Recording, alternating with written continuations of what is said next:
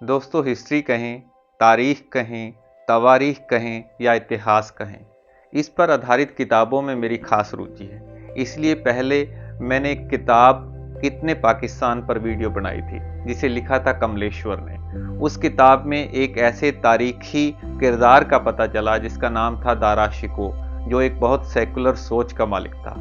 आज ऐसे ही एक और किरदार की बात करेंगे जिसको भी सेकुलरिज्म के लिए जाना जाता है, और वो नाम है अकबर। और इसी नाम पर यह किताब है जिसको लिखा है शाजी जमा ने, और इसको छापा है राजकमल प्रकाशन ने। किताब को दो हिस्सों में लिखा गया है। जो पहला हिस्सा है उसमें तो अकबर की जितने भी उन्होंने जंग लड़ी या जितनी भी जीत हासिल की, जिन जिन क्षेत्रों पे उन्होंने शासन किया, उसके बारे में है। लेकिन सबसे इंटरेस्टिंग इसका दूसरा हिस्सा है।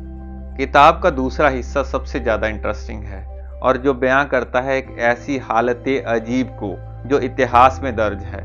कहा जाता है कि अकबर पे एक ऐसी कैफियत तारी हुई और लोग उसे समझने में हैरान हुए कि ये आखिर हो क्या गया है अकबर को। उसी हालत को हालत अजीब कहा गया, और लेखक ने इसे मॉडर्न जो मेडिकल जो टर्म है उसमें इसको बायोपोलर डिसऑर्डर का नाम भी दिया, और इसके अलावा टेम्परल एपिलेप्सी का भी नाम दिया।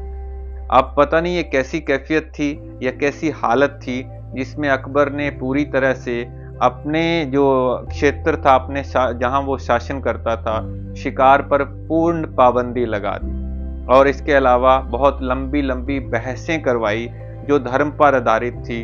उन्होंने गोवा से जो ईसाई पादरी थे उनको बुलाया, हिंदुओं के पुरोहितों को बुलाया, जो मुस्लिम मौलवी जो धर्म का अच्छा ज्ञान रखते थे उनको बुलाया, जैनियों को बुलाया, पारसियों को बुलाया, और बहुत लंबी बहसें करवाई।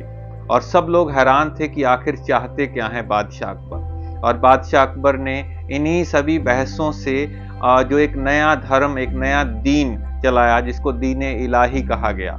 लेकिन इंटरेस्टिंग फैक्ट ये है कि जो ईसाई पादरी आए वो मरते दम तक, जब तक बादशाह अकबर ने आखिरी सांस लिया, तब तक इसी कोशिश में लगे रहे कि अकबर को ईसाइयत में लाया जाए, अकबर को ईसाई बना दिया जाए। लेकिन वो नहीं समझ पाए कि वो हालत अजीब जो अकबर की उस समय थी वो उसका कारण क्या था।